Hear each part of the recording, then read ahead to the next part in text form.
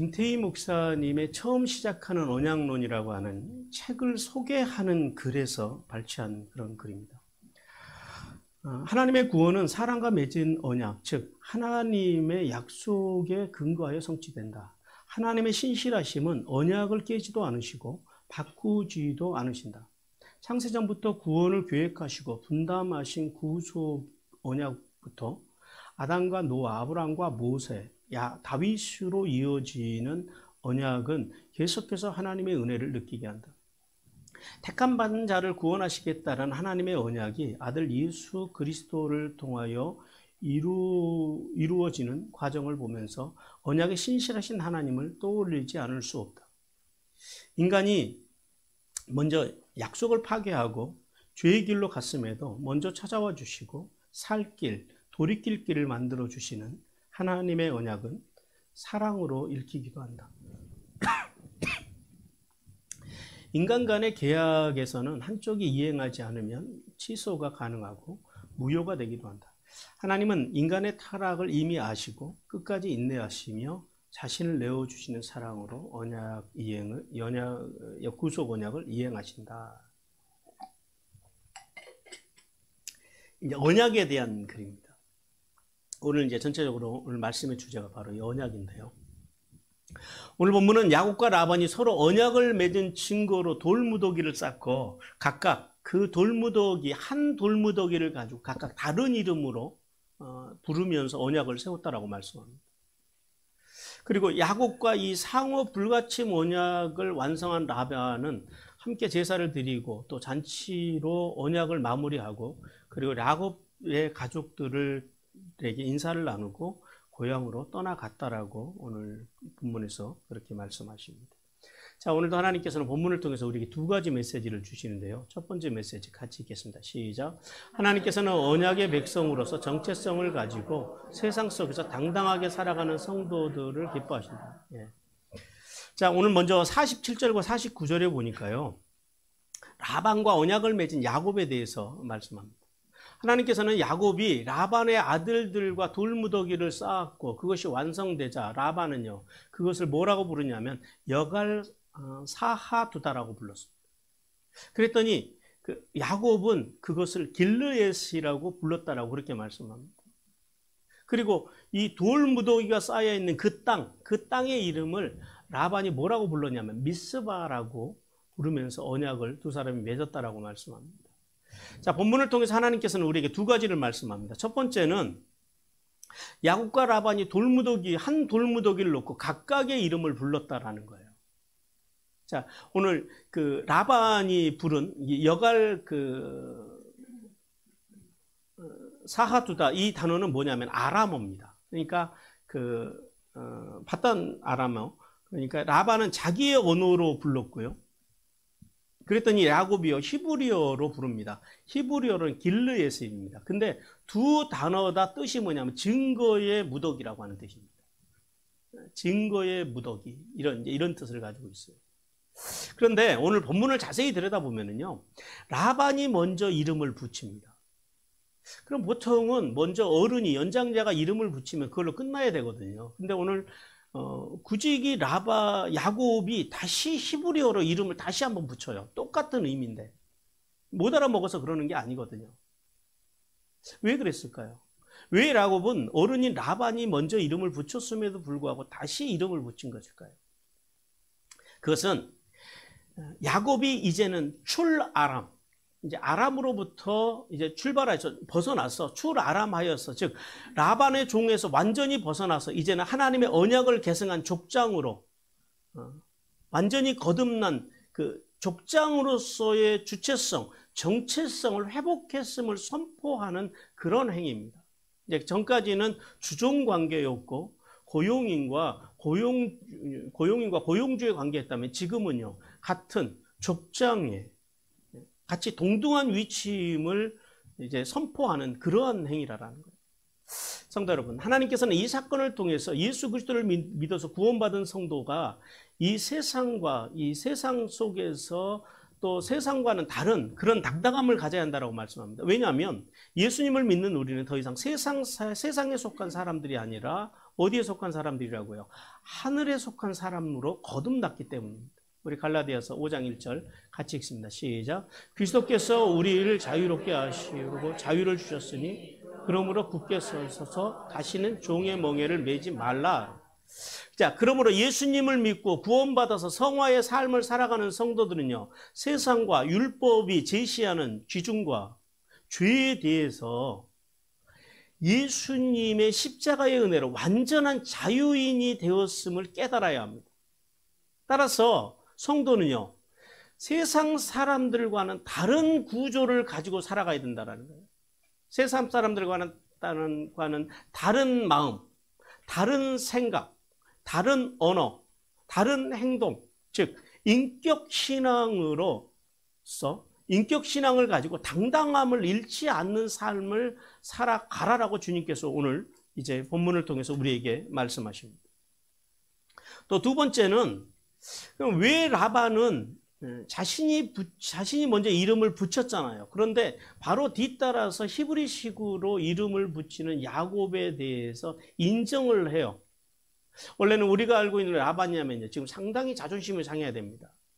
기분 나빠해야 되고, 그리고 거기에 대해서도 뭔가 이 의의를 제기해야 되는데 그러지 않더라라는 거예요.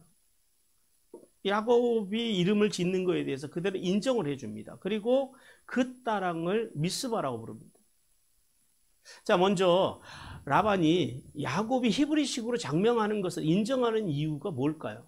크게 두 가지로 봅니다. 첫 번째는 뭐냐면 야곱을 지키시는 하나님에 대한 두려움이 라반 안에 있었다라는 거예요. 꿈에 나타나셔서 야곱을 해하지 말라라고 하는 그 하나님에 대한 두려움, 또 지금 야곱이 귀향하려고 하는 것이요, 자신의 뜻이 아니라 하나님의 주도하심이라는 사실을 알았다라는 거예요.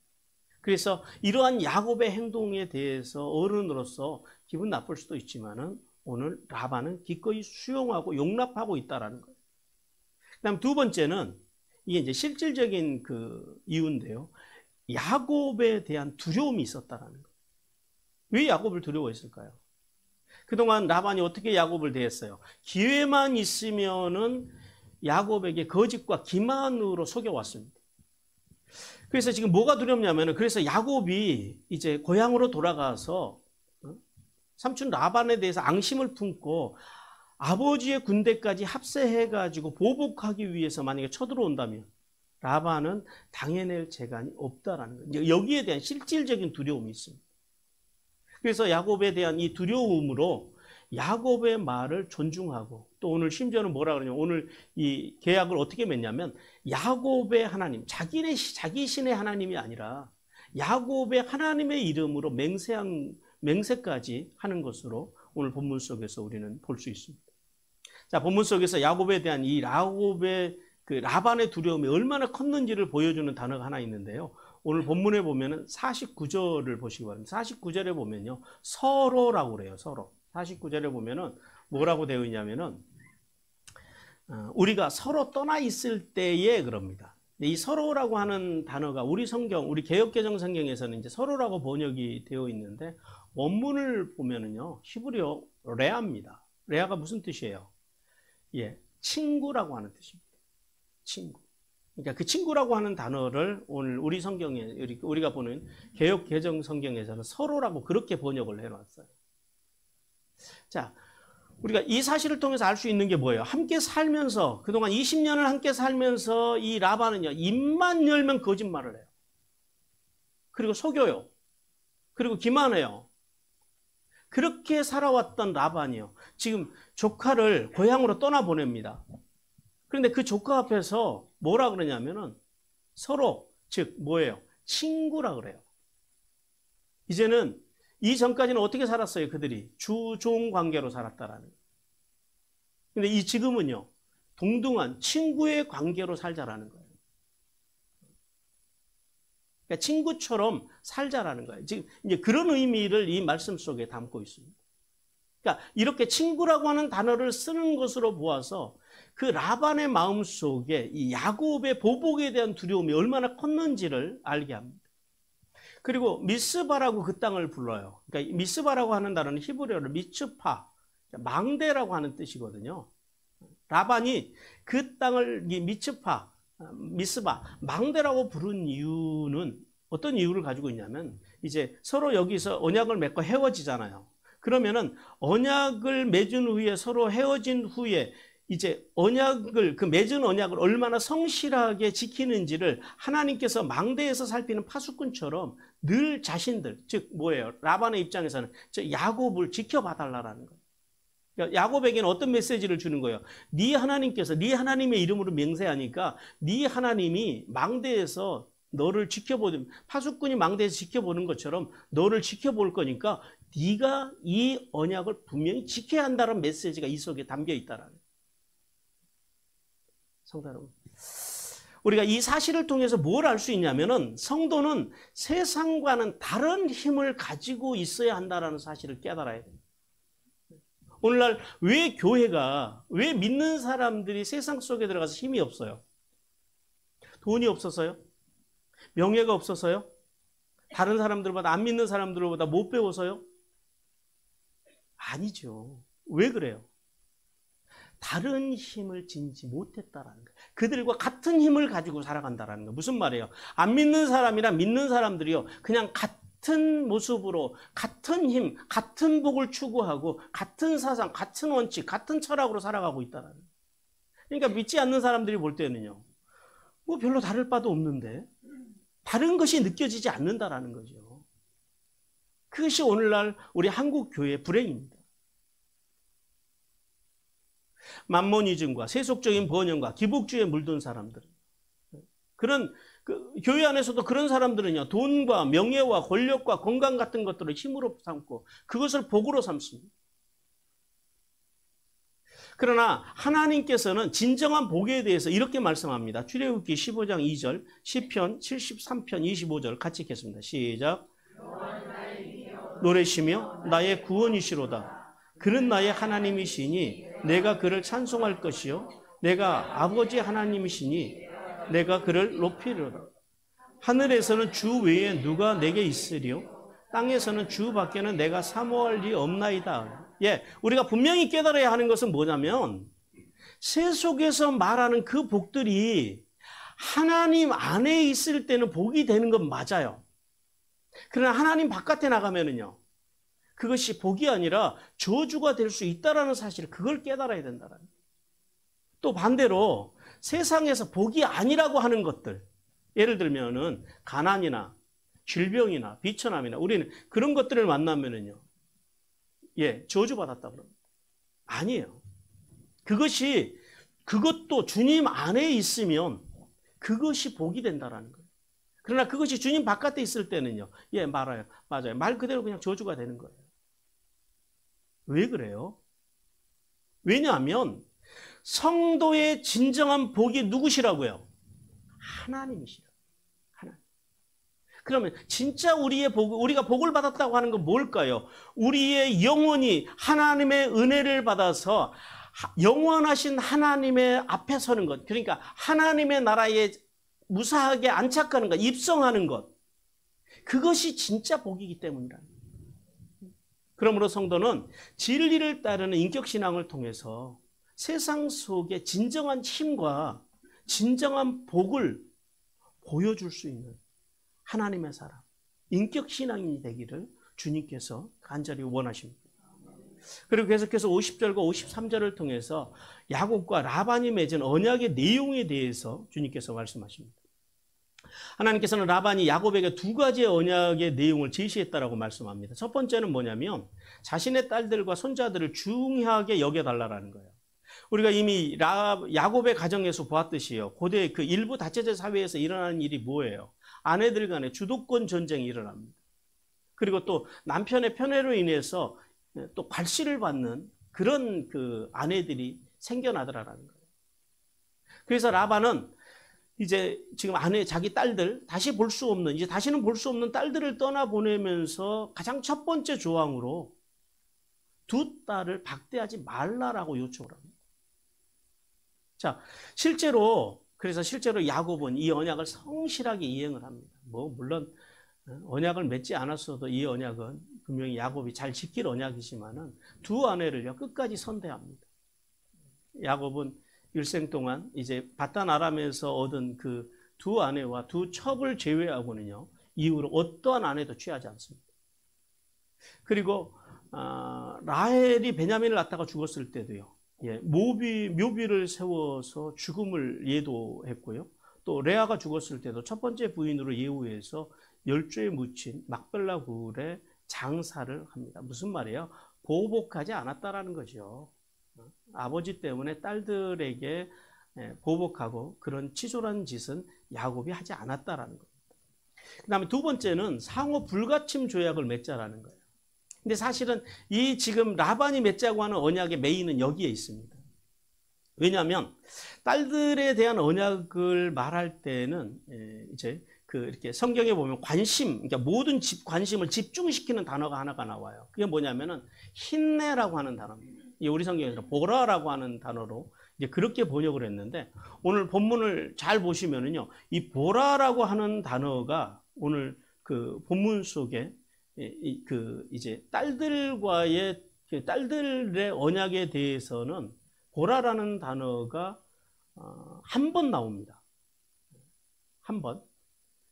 그런데 이제 서로 상호 불가침 조약을 맺자고 할 때는 보라라는 단어가 51절에 두 번이 나옵니다. 그래서 이 무더기를 보라, 이 기둥을 보라 그럽니다. 그리고 뿐이 아니라 그 증거의 이제 돌무더기인 그 무더기라고 하는 단어가 이제 51절, 52절에서요, 무려 그 세 번이 나오고요. 기둥이라고 하는 단어도 51절과 52절에서 두 번이나 등장을 합니다. 자, 이게 뭘 말할까요? 그냥 단어를 막 쓰는 게 아니거든요. 라반이 이렇게 보라라고 하는 단어를 두 번을 쓰고, 그 다음에 돌무더기라고 하는 단어를 51절, 52절에서 세 번이나 쓰고, 기둥이라고, 마체바라고 하는 단어인데요, 이 단어를 두 번이나 사용을 해요. 이게 다 지금 뭐에 대해 언약 증거하는 탑이잖아요. 그 증거의 탑 이야기를 이렇게 여러 번, 그 짧은 몇 마디의 말 속에서 이렇게 사용하는 것을 통해서 우리는 뭘 알 수 있겠습니까? 이 상호 불가침주의, 이게 메인이라는, 그러니까 여기에 대해서 진심, 지금 온 마음을 걸었다라는 거예요, 라반이. 이걸 분명히 이루어내야 된다라고 하는 그런 마음이었다라는 거예요. 자, 라반은 고향으로 돌아가는 야곱을 생각할 때 가장 두려운 게 뭐였다고요? 그와 함께 하시는 하나님. 그리고 또 그가 그동안 야곱을 괴롭히면서 착취했던 거기에 대한 돌아올 보복에 대한 두려움. 그 두려움이 그에게 있었다라는 거예요. 그러니까 지금 이 두 번째 상호 불가침 조약은 어떤 의미예요? 예, 그동안 자신이 임금을 착취하고 괴롭혔던 것에 대해서, 야, 이제는 보복하지 말고 잊고 우리가 이 탑을 기준으로 해서 서로 침범하지 말고, 그러니까 무슨 말이에요? 보복하지 말자라는 거예요. 이 말하고 싶은 거거든요, 지금. 이렇게 지금 그 보라라고 하는 단어를 쓰고, 돌무더기라는 단어를 세 번이나 쓰고, 기둥이라는 단어를 두 번이나 써가면서 겨우 하고 싶은 말이 뭐예요? 서로 보복하지 말자라는 거예요. 서로가 아니라 네가 나에게 보복하지 말라라는 거예요. 근데 잘못했다는 말은 이놈의 인간은 끝까지는 안 해요. 그냥 보복만 하지 말라 그래요. 성도 여러분, 이 라반이 말하는 이 두 가지 언약을 통해서 이 언약의 이야기를 들으면서 지금 여러분 무슨 생각이 나십니까? 자, 없는 아버지의 전까지 왜 그래요? 결혼해서 20년 동안 딸들을 외국인, 타국인, 그러니까 너클이 완전한 이방인, 순수한 이방인으로 라반은 20년 동안 딸들을 그렇게 취급을 했습니다. 그리고 딸들에게는 양 한 마리도 유산으로 주지 않았어요. 자, 그랬던 라반이 오늘 본문에서요, 이 없는 부정까지 끌어올려서 딸들을 위한 언약을 첫 번째로 맺고요. 그리고 또 두 번째는 자신의 신도 아닌 야곱의 신, 하나님의 이름으로 야곱에게 이 상호 불가침 조약을 맺자라는 거예요. 이 사실을 통해서 아는 것은 뭐냐면, 거짓과 기만으로 산 인생의 결말과 그 인생의 비열함과 추함을 보게 한다는 거예요. 그래서 우리가 이 세상을 어떻게 살아야 돼요? 정직하게 잘 살아야 돼요. 얼마나 야곱의 하나님이 두렵고 하나님이 함께 하시는 야곱이 두려웠으면 이렇게 비굴하게 언약을 맺느냐라는 거예요. 우리 잠언 11장 6절 같이 읽겠습니다. 시작. 정직한 자의 공의는 자기를 건지려니와 사악한 자는 자기의 악에 잡히느니라. 그러므로 예수 그리스도를 믿어 구원받은 성도들은요, 하나님과 사람 앞에서 어떻게 해야 돼요? 좌로나 우로나 치우치지 않고 뭘로 살아야 된다고요? 말씀과 말씀의 정신으로 살기 위해서 발버둥 쳐야 된다는 거예요.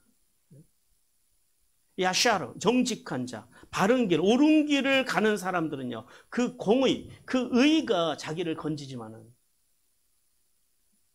사악한 사람들은요, 이렇게 라반과 같이 끊임없이 사람들을 속이고 거짓과 기만으로 사는 사람들은요, 자기 생각, 자기 뜻으로만 사는 사람들은요, 그 악에 자기 스스로가, 그 올무에 자기가 잡힌다라는 거예요. 그래서 성도가 절대 기억해야 할 것은 그겁니다. 말씀과 말씀의 정신을 가지고, 즉 생명의 원리를 가지고 사는 성도들에게는 하나님께서는 구원의 복과 함께 하늘의 복과 땅의 복을 주십니다. 그러나 라반과 같이 자기만을 위해서, 그리고 자기의 탐욕을 위해서, 자기의 어떤 인간적인 세속적인 자기의 기준을, 자기의 어떤 그런 것들을 채우기 위해서 거짓과 기만으로 사는 사악한 사람들은요, 하나님께서 그들에게 최고의 형벌을 내리시는데 어떤 형벌을 내리신다고요? 방치의 형벌을 내리십니다. 그래서 결국은 그 자신이 가지고 있는 탐욕과 거짓의 노예로 전락해서 복음커녕 지옥의 형벌을 받게 된다는 사실을 깨닫기를 주님께서 원하십니다. 사랑하는 성도 여러분, 예수 그리스도의 언약의 백성으로서 세상의 가치에 주눅들지 않고 당당함으로 구원의 영광을 세상에 선포함으로 하늘에 있으며 땅에 기름진 복을 받는 성도들이 되기를 우리 주님께서 간절히 원하십니다.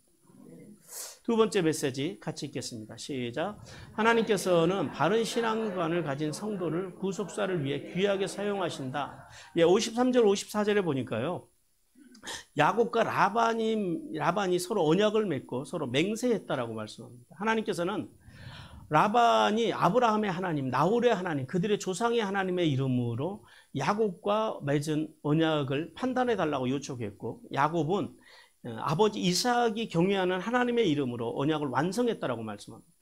그리고 야곱은 라반과 그의 아들들, 즉 화해 당사자들을 모아서 제물을 잡고 그리고 희생제사를 드리고 함께 음식을 나눠 먹었다라고 말씀합니다. 자, 본문을 통해서 하나님께서는 우리에게 두 가지를 알게 하십니다. 첫 번째는요, 야곱의 신앙관입니다. 자, 먼저 우리가 야곱의 신앙관을 보기 전에 라반의 신앙관을 좀 먼저 살펴볼 필요가 있는데요. 라반의 신앙관은 어떤 신앙관이냐면 다신론입니다. 그러니까 여러 우상들을 섬기는 그런 신앙이에요. 왜냐하면 라반은 아브라함이 섬겼던 여호와 하나님과 나홀과 데라와 그들의 조상들이 섬겼던, 오늘 성경에서는 하나님이라고 번역되어 있죠. 이게 같은 하나님이 아니에요. 우상들입니다.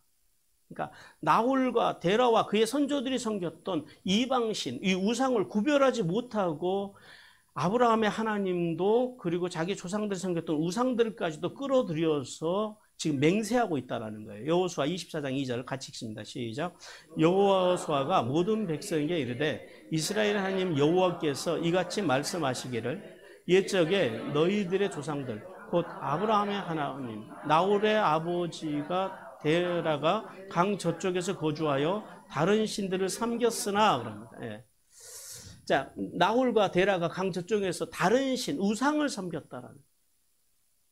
그런데 오늘 라반은요, 그 신들을 다 끌어 모아가지고 오늘 언약을 맹세를 하고 있다라는. 라반이 야곱의 하나님의 이름으로 언약을 처음에 이제 시작은 그렇게 해요. 야곱의 하나님의 이름으로 언약을 세우다가 지금 본문에 와서는요, 나홀이 섬겼던 이방신들까지 다 끌어들이는 거예요. 왜냐하면 그의 생각에는 좀 더 많은 신들의 이름을 끌어들여서 야곱과 계약을 맺으면요, 야곱이 그 많은 신들의 이름 때문에 그 이름이 두려워서 더 성실하게 이 계약을 이행할 것이라고 하는 그런 생각, 그런 어리석은 생각을 했다라는 사실입니다. 반면에 야곱은요, 누구의 이름으로 언약을 맺어요? 맹세를 해요. 예, 아버지 이삭이 경외하는 하나님이에요. 이 경외하다라고 하는 단어가 성경에 두 단어가 나온다 그랬죠. 원문에는 야레라고 하는 단어와 그 다음에 파하드라고 하는 단어가 나와요. 야레는 내가 사랑하지만 존경하고 두려워하는 것. 이걸 야레라고 합니다. 근데 파하드는 그게 아니에요. 공포스럽게 공포를 느낄 정도로 하나님을 경외하는 거예요. 완전히 의미가 다릅니다. 의미가. 내가 사랑하지만 두려워하는 야레의 의미와 이 파하드는 그러니까 극강의 경외죠. 야레는 그냥 평범한 그냥 공경이라면 그 경외라면은 이것은 극강의 경외를 그렇게 그런 의미를 가지고 있습니다. 이 파하드 오늘 이삭이 이 파하드라고 하는 단어를 써요. 공포를 느낄 정도로 경외하는 그 여호와의 이름으로 언약을 맹세하고 있다는 거예요. 이 사실을 통해서 우리가 알 수 있는 건 뭐예요? 야곱의 겸손한 신앙을 발견합니다. 왜냐하면 야곱은 아버지의 생애를 인도하시고 베델에서 여기까지 자신을 인도하신 하나님, 그 하나님에 대한 어떤 경외심이요? 극강의 경외심을 가지고 오늘 하나님 앞에 나가서 맹세하고 언약을 맺고 있다는 거예요. 성도 여러분. 자, 야곱과 라반이 이렇게 상반된 신앙관을 가지고 살아가는 이유가 뭘까요? 부모입니다. 부모. 오늘 우리가 라반이 불렀던 아브라함의 하나님, 나홀의 하나님 뭐예요? 그 영향력을 누구로부터 받은 거예요? 조상들로부터, 부모로부터.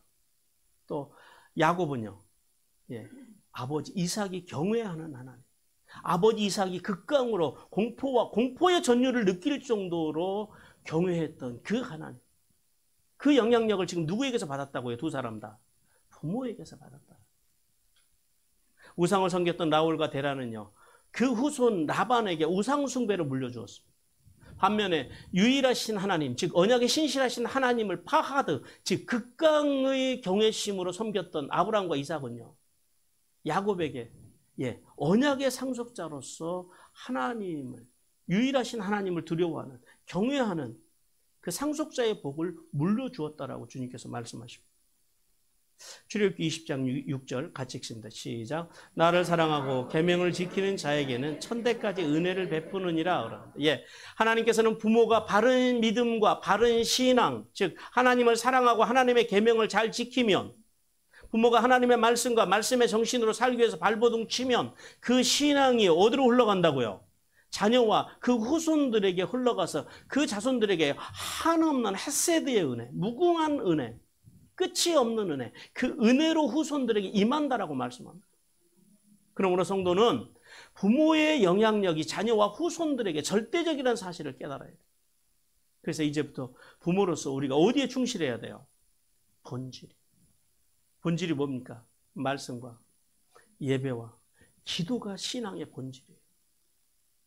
그 본질에 충실하는 신앙으로만 자손들에게 구원의 복과 더불어서 하늘의 복과 땅의 복이 흘러간다라는 사실, 그것을 흘려보내는 부모가 조상이 되시기를 주님께서 원하십니다. 그리고 두 번째는 화해와 평화를 누리는 야곱과 라반에 대해서 말씀하십니다. 당시 고대 사회에서는 이 언약이나 동맹을 맺고 나면은요, 함께 축하하는 의미로 희생 제사를 드리고 음식을 나누어 먹으면서 잔치를 하던 풍습이 있었습니다. 이 풍습을 따라서 야곱과 라반도 이제 모든 가족들을 불러 모아서 함께 희생 제사를 드리고 잔치를 베풀어서 화해와 그리고 이 언약의 진실성을 서로 이제 밤을 새워가면서 확인을 합니다. 자, 성도 여러분 보십시오. 어제까지만 해도 죽을 힘을 다해서 도망왔던 야곱, 그리고 또 어제까지만 해도 죽이려고 죽을 힘을 다해서 쫓아왔던 라반.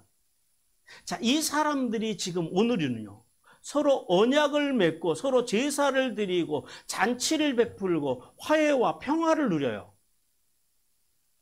누구 때문에요? 하나님 때문에. 하나님께서 라반의 마음속에 공포, 하나님 두려움을 심어주셨다는 거예요. 하나님께서, 또 다른 말로 하면요, 하나님의 사람 야곱을 하나님께서 완전하게 보호하셨다는 거예요. 지켜주셨다는 거예요. 지금 오늘 이들이 누리는 이 언약과 평화와 화목과 잔치는요, 누구 때문이에요? 예, 이 사람들이 잘해서가 아니에요. 하나님께서 그들에게 허락해 주셨다라는 거예요. 오늘도 마찬가지로요. 하나님께서는 이 땅의 모든 인류가 예수 그리스도의 십자가를 통해서 화해와 평화를 누리기를 원하십니다. 골로새서 1장 20절 같이 읽습니다. 시작. 그의 십자가의 피로 화평을 이루사 만물 곧 땅에 있는 것들이나 하늘에 있는 것들이 그로 말미암아 자기와 화목하게 되기를 기뻐하심이니라. 자, 하나님께서는 이 땅에서 우리가 하나님의 사람들이 우리가 가정과 교회와 우리의 사회 속에 나가서요 화목하기를 원하신다라는 거예요. 분열은 하나님의 뜻이 아닙니다. 하나님은 보십시오. 어제까지만 해도 그렇게 서로 죽일 듯이 도망가고 죽일 듯이 쫓아왔던 그들이요. 하나님으로 인해서 그들이 오늘은요. 화평을 누리고 화목을 누리더라는 거예요. 그것이 이 시대를 향하신 하나님의 뜻이라고요. 교회를 향하신 하나님의 종들을 향하신 하나님의 뜻이라는 거예요. 예수님이 이 땅에 오시면 왜 오셨어요? 본질상 진노의 자식으로 지옥을 향해서 달려가던 우리 인류들을 사람들을 십자가로 하나님과 화목하게 이루어서 구원하시기 위함이라는 거예요. 즉 이게 뭐예요? 수직적인 화목을 이루기 위해서 주님이 이 땅에 오셨다는 거예요. 또한 마귀의 거짓으로 분열되어 있는 이 세상 서로 갈등하고 사회 보십시오. 진영으로 나누어지고 세대로 나누어지고 성별로 나누어지고 지역으로 나누어지고 이런 세상을 예수님께서는 십자가로 우리를 어디로요? 교회로 한 세 사람으로 모으셔서 화목하게 하는 거예요. 그래서 교회는 화목해야 돼요. 조금 내 마음에 안 들어도 화목이 먼저예요. 옳은 것이 먼저가 아니라 진리가 아니면 아디아포라의 문제들은 뭐 그래도 되고 안 그래도 되는 문제를 가지고는 그래서 교회에서는 그런 걸 가지고 다투면 안 돼요. 왜요? 지금 주님께서 우리에게 말씀하고자 하시는 게 뭐예요? 화목하라라는 거예요. 이렇게 원수같이 지내던 사람들도 화목을 이루거늘 하물며 그래서 하나님의 사람들이 마귀가 뿌려놓은 분열의 길을 따라가지 않고 그래서 교회는요 세상 속에 들어가서 성도들은요 세상 속에 들어가서 분열을 일으키면 안 돼요. 근데 오늘날 교회가 사회 속에 들어가서 분열을 일으켜요. 서로 지역으로 나누고 무슨 진영으로 나누고 그것은요 결단코 하나님의 뜻이 아닙니다. 그것은 마귀의 장난질이라는 사실을 깨닫기를 주님께서 원하십니다. 그래서 하나님께서 예수님의 십자가로 이루어놓으신 이 화목과 화합의 길을 따라서 가정과 교회와 세상을 그리스도로 통일하기 위해서 그래서 성도는 그 일을 위해서 발버둥 칠 때에 그런 신앙을 가질 때에 하늘의 복과 땅의 복을 받는다는 사실을 깨닫기를 주님께서 원하십니다. 그리고 그 55절 마지막 절에 보니까요. 라반이 아침 일찍 고향으로 돌아가는 것에 대해서 말씀합니다. 하나님께서는 야곱과 언약을 세우고 잔치를 통해서 화해를 한 라반이 새벽같이 일어나서 손주들과 딸들에게 입맞추고 축복하고 고향 밧단 아람으로 돌아갔다라고 말씀합니다. 그런데 오늘 본절을 통해서요. 하나님께서는 우리에게 두 가지를 말씀합니다. 첫 번째는 뭐냐면 마지막까지 옹졸한 라반이에요. 왜요? 라반이 오늘 본문을 보니까 그러죠. 손자와 딸들에게 입맞추고 축복하고 떠났다 그래요. 근데 이 원문으로 보면은 그 라반의 이런 행동들이 능동형으로 되어 있습니다. 뭐예요? 그러니까 적극적으로 본인이 이제 외손자들과 또 딸들에게 가서 적극적으로 가서 입을 맞추고 축복을 했다라는 거예요. 근데 오늘 본문에 입 맞추고 축복하는 것을 빠뜨린 사람이 한 사람이 있죠. 누구예요? 야곱. 야곱에게는 그냥 가버려요. 쉽게 말하면 얼굴도 안 보고 가버립니다. 물론 얼굴은 바뀌었죠. 이런 라반의 태도를 통해서 이런 라반의 태도가 처음 야곱을 만났을 때 그 라반의 태도가 완전히 다릅니다. 우리 29장 13절 같이 읽습니다. 시작. 라반이 그의 생질 야곱의 소식을 듣고 달려와서 그를 영접하고 안고 입맞추며 자기 집으로 인도하여 드리니 야곱이 자기의 모든 일을 라반에게 말하며 그럽니다. 처음 만났을 때는 달려와서 영접하고 입맞추고 안고 자기 집으로 인도하고 그랬던 인간이 이제 오늘 이렇게 언약을 맺고 헤어지는 마당에는요, 세상 말로 그냥 쌩 까고 가는 거예요. 자, 이런 태도를 봐서 라반이 야곱과 맺은 이 언약이 진심이었다, 아니었다? 아니었다. 왜 맺었다? 두려움. 첫째는 하나님에 대한 두려움. 두 번째는요, 야곱의 보복에 대한 두려움. 이 두 가지 두려움이 있었다. 진심이 아니었다라는 거예요. 그리고 아마 또 한 가지가 있었을 거예요. 뭐냐면은 야곱이 와서 자기를 겁으로 만들어줬잖아요. 그러니까 좋은 일꾼, 큰 일꾼, 뛰어난 탁월한 일꾼 야곱을 이제는 떠나보내야 된다라고 하는 그 씁쓸함, 그 아쉽고 섭섭함, 그것이 컸을 것으로 보여집니다. 두 번째는 이제 본절 이후로 성경 속에서 라반은 더 이상 등장하지 않습니다. 단지 이제 32장에서는 한 번 정도 라반의 이름만 나와요.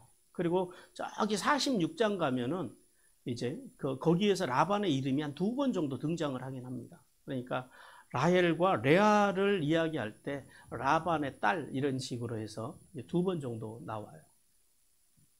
그리고 이 사건으로 하나님의 구속사에서 라반의 역할이 끝이 납니다. 더 이상 라반은 이제 하나님의 구원의 역사에서 등장하지 않아요. 성도 여러분, 라반처럼 한 시대의 구속사의 쓰임을 받지만은 그러니까 결국 버림을 받은 인물들이요, 성경 속에는 참 많이 등장을 합니다. 예를 들면은 다윗의 그 후손으로 열왕기나 역대기에는 이름이 나오지만은 마태복음 예수님의 족보에 이름이 빠진 4명의 왕들이 있습니다. 첫 번째는 아하시아입니다. 아하시아는 유다 왕국의 6대 왕인데 어머니 아달랴를 따라서 우상을 숭배하다가 북왕국 이스라엘의 혁명가였던 예후에 의해서 피살이 됩니다. 이제 이스라엘 성에서 죽어요. 그다음에 둘째는 요아스인데요, 8대 왕입니다. 유다 남유다 왕국에 아세라와 여러 우상들을 섬기다가 자신을 책망하는 선지자 스가랴를 성전 뜰에서 돌로 쳐 죽입니다. 그리고 1년 후에 침상에서 피살이 됩니다. 그다음에 세 번째는 아마샤라고 하는 왕입니다. 9대 왕으로서 처음에는 의롭게 잘 살아요. 잘 하나님의 뜻대로 행하다가 에돔과의 전쟁에서 이깁니다. 에돔을 무찌르고 난 다음에 교만해집니다. 그래서 그때부터 우상을 숭배하다가 반역의 무리에 의해서 라기스에서 죽임을 당합니다. 그리고 마지막 여호야김은 25세 때 왕이 되는 유다의 18대 왕인데요.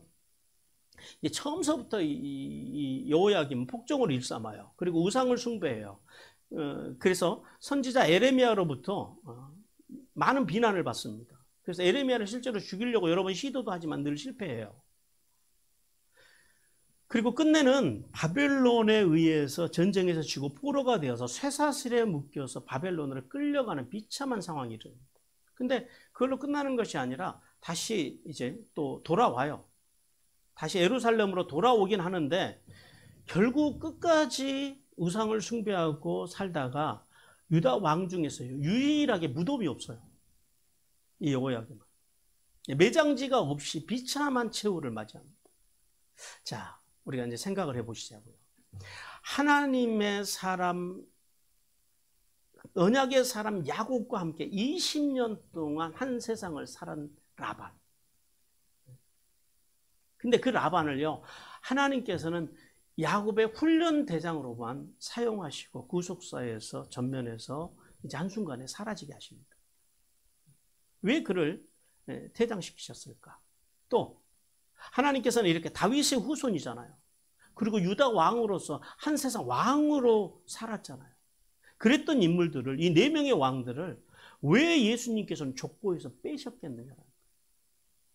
우리로 말하면 그런 거예요. 처음에는 은혜 받고 교회 다니고 교회에서 직분도 받고 뭐 예를 들어서 교회에서 목사도 하고 장로도 하고 권사 안수집사도 하고 해요. 근데 마지막에 가서는 구원의 생명책에서 이름을 빼버리시는 거예요. 이 지금 똑같은 원리입니다. 왜 그러느냐?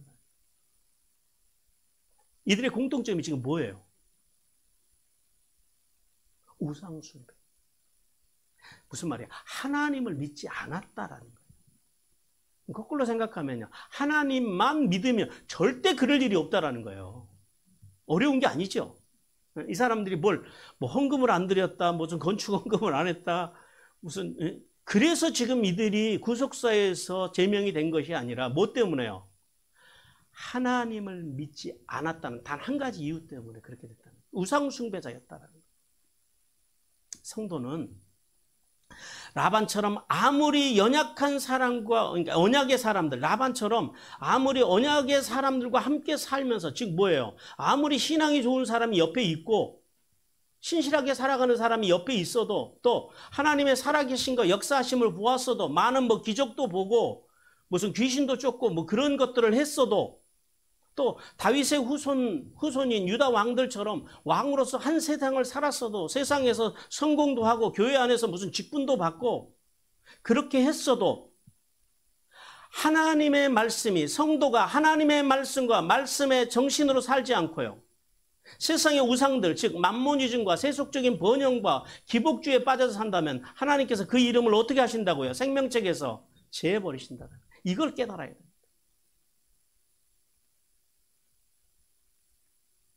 아무리 우리가 교회를 잘 다니고 봉사를 열심히 하고 해도 하나님의 말씀과 말씀의 정신이 아니라 자기 기준, 자기 원칙, 자기 철학, 자기 사상으로 고집하고 살아가는 사람들은요, 하나님 앞에서 버림받을 수 있다는 사실, 그걸 기억해야 된다는 거예요. 그러므로 성도는 신앙의 여정에서 가장 중요한 것이요, 신분도, 직업도, 재물도, 지식도 아니라는 사실을 깨달아야 돼요. 뭐가 진짜 중요하다고요? 예수님의 말씀을 믿고 그 말씀을요, 존중하고 또 그 말씀대로 살기 위해서 어떻게 해요? 발버둥 치는 삶. 한마디로 뭐예요? 믿음의 삶을, 믿음의 길을 걸어가는 것, 순종의 삶을 사는 것, 그것이 중요하다는 사실을 깨닫기를 주님께서 원하십니다. 즉, 우리가 요한계시록 말하면 어떤 걸까요? 예, 하나님의 계명과 어린 양을 따르는 일에 죽도록 충성하는 사람들. 다른 데 목숨을 거는 것이 아니라 하나님 아버지의 계명과 어린 양 예수 그리스도의 그 길을 가기 위해서 죽도록 충성하는 사람들. 그들이 그 길에서만 참된 복을 받을 수 있음을 깨닫기를 주님께서 원하십니다. 사랑하는 성도 여러분, 언약에 신실하시는 하나님을 믿는 성도는요, 오직 말씀에 입각한 신앙관을 가지고 생의 마지막 날까지 하나님의 구속사의 쓰임을 받고 그렇게 살다가 영원한 하나님 나라까지 잘 안착하는 은혜를 받으시기를 우리 주님께서 간절히 원하십니다. 우리 함께